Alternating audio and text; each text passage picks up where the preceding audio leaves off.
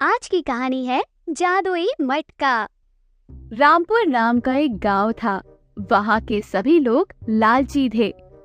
ए कमला की माँ, मैं बाजार जा रहा हूँ। तुम कमला को तैयार रखना, आके उसे स्कूल ले जाऊंगा।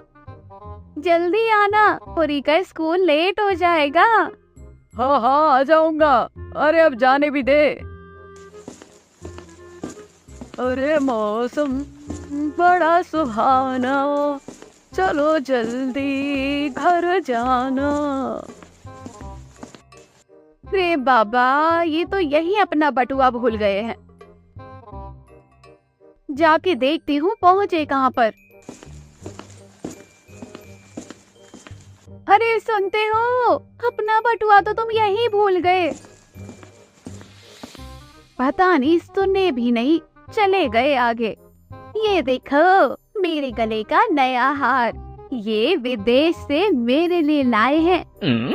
अरे वाह, ये तो बहुत सुंदर है। ऐसा सुंदर हार तो मैंने कभी नहीं देखा। ये हार तो सिर्फ मेरी जैसी सुंदर महिला के पास होना चाहिए। और ये इसके पास क्या कर रहा है?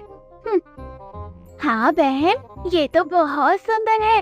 वो क्या है ना, कल मुझे अपनी बुआ के बेटे के घर जाना है। क्या तुम मुझे एक दिन के लिए ये हार दिखा सकती हो? नहीं नहीं, ये मेरे पति ने मुझे दिया है। इस पर अपनी गंदी आंख मत लगाओ। अपनी नजरें दूर करो। तुम्हारी नजर से कहीं मेरे हार को कुछ हो ना जाए।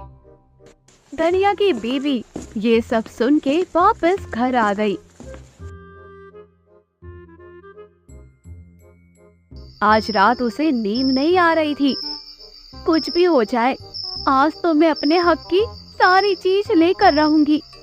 देखती हूँ वो शांता कहाँ से इतने अच्छी अच्छी चीजें लाती है। तभी धनिया की बीवी वो मटका देखने शांता के घर पहुँच जाती है, जहाँ शांता अपने मटके से बात कर रही थी। जब ये मटका मेरे पास है, तब तक मैं कुछ भी पा सकती हूँ, कुछ भी पा सकती हूँ मैं सच्ची में। ऐसा बोलकर वो मटके को एक पानी से भरे गमले में डालती है और उस मटके से हार मांगती है। मटके में एक हार आ जाता है। तभी धनिया की बीवी ये सब देख रही होती है। तभी वो बोलती है, अरे दादा, ये क्या माजरा है? ये देखो, मटके में इतना सारा हार आ गया। अभी बताती हूँ इसको। नहीं नहीं, अभी नहीं। देख, कल ये कहीं जाएगी तो मैं इसका मटका चुरा कर ले आएगी, देखना। जब शांता अपने घर पर नहीं थी, तब धनिया की बीवी शांता के घर पहुंच जाती है और मटका चोरी कर कर ले आती है। अरे सूरज ढलने को है, चांद दिखने को है, रात हो चली है। जल्दी जल्दी अपने घर पहुंच जाती हूँ, यही सही मौका है। इसका मटका कहीं ठिकाना लगा देती हूँ। इसको पता भी नहीं चलेगा कि इसका मटका मैंने चुराया है। तभी धनिया की बीवी नदी के पास चली जाती है और वे उस नदी में मटकी को डालती है और बहुत सारे सोने के सिक्के मांगती है। मटके से सोने के सिक्के भर भर कर निकलने लगते हैं। ये इतने सारे सोने के सिक्के कहाँ से लाई रही तू? क्या किया री तूने जो इतना सोने का सिक्का यहाँ आ गया? ये कमाल। अरे चुप चुप, जल्दी आओ, बताती हूँ। ये सब कमाल मटके का है। अरे कैसा मटका तुझे मिल गया? कहाँ से ये मटका मिला? अरे वो सब मैं तुम्हें बाद में बताऊंगी। पहले तुम जाकर दरवाजा बंद करो। एक तरकीब सूझी है मुझे, बताती हूँ, जल्दी आओ। ये सारे सोने के सिक्के जाकर बाहर बेचाओ। अरे आपको अच्छा मुनाफा होगा।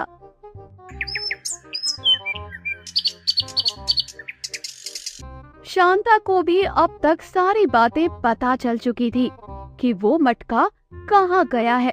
तभी वो अपना मटका ढूंढने के लिए निकल पड़ती है। आज चाहे जो भी हो जाए, मैं अपना जादुई मटका उस चुड़ैल से लेकर आऊंगी। अरे उसे अच्छा सबक सिखाऊंगी। अरे कल मोही कहाँ से देख कर गई मुझे वो? अरे मेरे घर से ही मटका चुरा कर ले गई। ओ धनिया की बीवी, ओ चुड़ैल, बाहर निकल तू। अरे तेरी हिम्मत कैसे हुई मेरा मटका चुराने की? मेरा मटका मुझे वापस कर दे। ओहो, कैसा मटका? अरे वो किसका मटका है तुझे पता भी है? वो जादुई मटका है और उस जादुई मटके में सिर्फ और सिर्फ मेरा अधिकार है, समझी? चल निकल यहाँ से। ऐसा कहते ही दोनों में हाथापाई होने लगी। वो दोनों एक दूसरे के बाल नोचने लगी, एक दूसरे को जमीन पर लोटपोट करते हुए मारने पीटने लगी।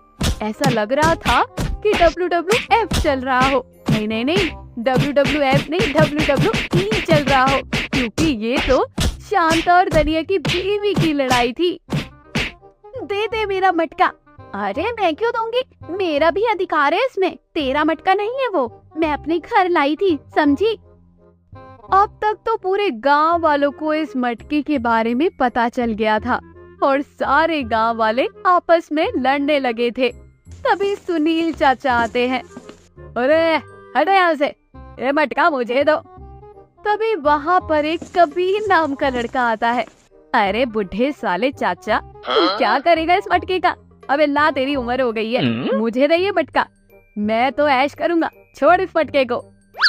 तभी चाचा और कबीर के हाथ से वो मटका उड़कर हवा में चमकने लग जाता है और उस मटके से आवाज आती है। देख रहे हो चाचा, तेरी वजह से मटका उड़ गया। अरे ना तेरा हुआ ना मेरा हुआ। अरे बुढ़े, रुक जाता तो क्या चला जाता। देख मटका उड़ गया, अब कर तू, देख मटके से कैसी आवाजें आ रही हैं। रुको सब, तुम सब गांव वाले लालची हो, तुम लोगों ने मेरा सही इस्तेमाल नहीं किया है। तुम लोग चाहते तो मेरी ताकत किसी अच्छे काम में लगाते, पर तुम लोगों ने सिर्फ अपने बारे में सोचा, सिर्फ लालच को देखा। अब मैं यहाँ 1 मिनट नहीं रुक सकता। मैंने सोचा मैं इस गांव का भला करूंगा, तभी मैं इस गांव में आया, लेकिन यहाँ तो बहुत लालची लोग भरे पड़े हैं। जा रहा हूँ मैं यहाँ से और किसी को कुछ नहीं मिलेगा। ऐसा बोलते ही जादुई मटका गायब हो गया और धनिया की बीवी के घर से वो सारी चीजें गायब हो गई जो उन्होंने मटके से मांगी थी।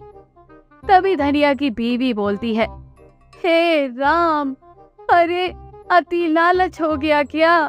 तभी तो हमारे जीवन से वो मटका ही चला गया, इस शांता की वजह से। अरे ना शांता आती ना ये सब होता। अरे शांता रुक जाती तो क्या आ जाता। ओहो, रुक जाती, वो मटका मेरा था। अरे अभी भी शर्म नहीं आई, वो मटका चला गया। अरे उससे हम कितना कमा सकते थे पता भी है। अरे चुप हो जाओ तुम दोनों, तुम लोगों की वजह से आज हमें अपने गांव के लिए कितना सुनना पड़ा। अरे जाओ यहाँ से दोनों, लालची औरतों। तुम अब घर के काम क्यों नहीं सीखती? आखिर तुम्हें ससुराल वालों को खुश रखना है या नहीं? मुझे पता है कि ससुराल में पति और सास को कैसे खुश रखते हैं। अच्छा, फिर बताओ तुम अपने ससुराल वालों को कैसे खुश रखोगी? पति की रोज दिन रात भूख पूरी करके और सास के रोज दबा दबा के। शर्म नहीं आती ऐसी बात करते हुए?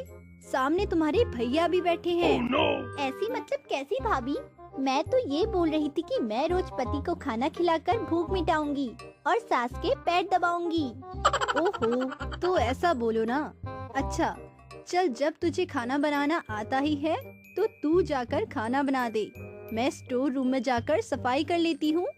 जो आपके ऊपर बड़े बड़े लटक रहे हैं, इन्हें भी साफ कर लो। छी छी, क्या बोल रही है तू? अरे मैं तो जाले की बात कर रही हूँ जो आपके सर के ऊपर ही दीवार पर है। तू नहीं सुधरेगी। अब अचानक से प्रीति के ससुराल वाले आ जाते हैं। अरे मैं यहीं से गुजर रही थी तो सोचा चलो अपनी बहू और बेटी दोनों से मिलाऊं, शादी की तैयारी के बारे में कुछ बात हो जाए। अच्छा किया माँ, तुम लोग बैठो, मैं चाय नाश्ता लेकर आती हूँ। चाय नाश्ता सब बाद में करना, पहले आंटी आप अपनी साड़ी हटाओ, मुझे छूने हैं। अरे क्या छूना है तुझे? आपके पैर छूने हैं आंटी जी। ओह बेटा, हम तो कुछ और ही समझ बैठे। सब गलत ही समझते हैं मेरी बातों को। अरे कोई बात नहीं, हो जाता है। अच्छा, एक बार शादी के बारे में बात कर लेते हैं, फिर मुझे जरा ऑफिस के लिए भी निकलना है। हाँ हाँ, मुझे पता है तुम्हें शादी की बड़ी जल्दी है। आखिरकार तुम्हें डालना भी तो है। क्या डालना है? कैसी बात कर रही हो? अरे मैं वरमाला की बात कर रही हूँ। प्रीति की ये बातें ससुराल वालों को कुछ खास अच्छी नहीं लग रही थी, पर जो कि समर को प्रीति बहुत पसंद थी, तो इन सब बातों पर ज्यादा ध्यान न देते हुए समर और प्रीति की जल्दी से शादी करवा दी जाती है। माँ जी, बाहर वो देने वाला आया है, आकर ले लो। आज तो और बड़े बड़े दिख रहे हैं। अरे बहू, क्या बोल रही है? अरे मैं खीरे की बात कर रही। लगता है ये तेरी आदत बन चुकी है, बातों को गोल मटोल बताना। सुधर जा, वरना मैं बता रही हूँ बहुत बुरा होगा। क्यों? मैंने ऐसा क्या कर दिया? क्या कर दिया? हर जगह बदनामी कर रही है हमारी। कैसी बातें करती है? तेरी माँ ने कुछ भी तुझे सिखाया नहीं क्या? मुझे तो शादी से पहले ही तेरे लक्षण कुछ ठीक नहीं लग रहे थे, पर फिर भी मैंने सोचा कि चलो अभी नादान है, कि शादी होगी तो समझ आ जाएगा। पर तेरी ये हरकतें तो अब और भी ज्यादा बढ़ रही हैं। माफ कीजिए, पर मैं कुछ भी जानबूझकर नहीं करती माँ जी। मैं मेन बात क्या बोलनी होती है बस यही भूल जाती हूँ। नहीं, तू बोलती नहीं है, मैं सब समझती हूँ। तू जानबूझकर सबका मजाक बनाने के लिए ऐसा करती है। तुझे ऐसा करके मजा आता है। पर रुक, मैं तुझे सबक सिखाती हूँ। क्या हो गया? तुम रो क्यों रही हो? तुम्हारी माँ ने मेरे साथ कर दिया। क्या बोल रही हो? माँ ने क्या किया तुम्हारे साथ? बुरा व्यवहार किया, मुझे डांटा। बोलती है कि मुझे बात करने का ढंग नहीं है। अच्छा सुनो, तुम अंदर चलो, आओ करते हैं। मैं इधर रो रही हूँ और तुम्हें करने की पड़ी है। क्या करना है तुम्हें? अरे बात करते हैं, मैं कह रहा हूँ कि तुम रो मत, तसल्ली से बात करते हैं। तो ऐसा बोलो ना, कोई और सुनेगा तो गलत ही समझेगा।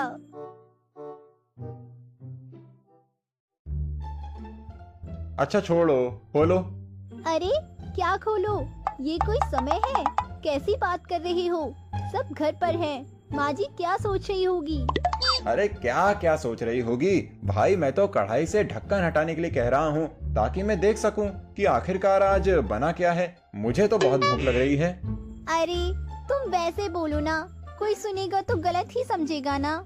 अब माधुरी यहाँ समर की सारी चाल समझ चुकी है और समर का साथ देने लगती है और प्रीति के सामने ऐसी ही आधी अधूरी बातें करने लगती है, जो कि डबल मीनिंग बातों जैसी लग रही थी। क्या सोचेगा?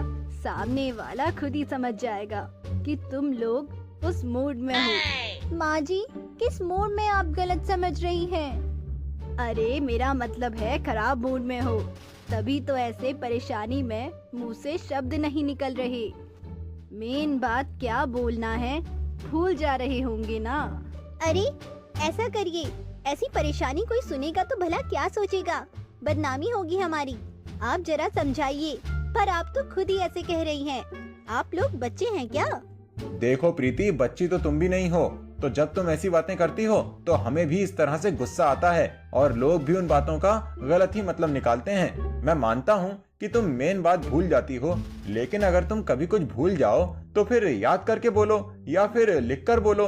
पर इस तरीके से बोलने पर गलतफहमी होती है और कोई बाहर वाला सुनता है तो हमारी बदनामी भी होती है कि उसकी बहू कैसी है, उसकी पत्नी कैसी है। लोग तरह तरह की बातें करते हैं। क्या मेरी बातें भी कुछ ऐसी लगती हैं?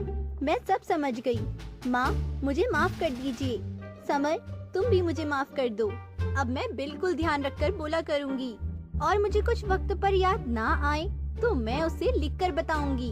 अब प्रीति ये सारी बातें समझ चुकी होती है। प्रीति को सबक मिल गया है और परिवार वालों ने भी प्रीति को माफ कर दिया है।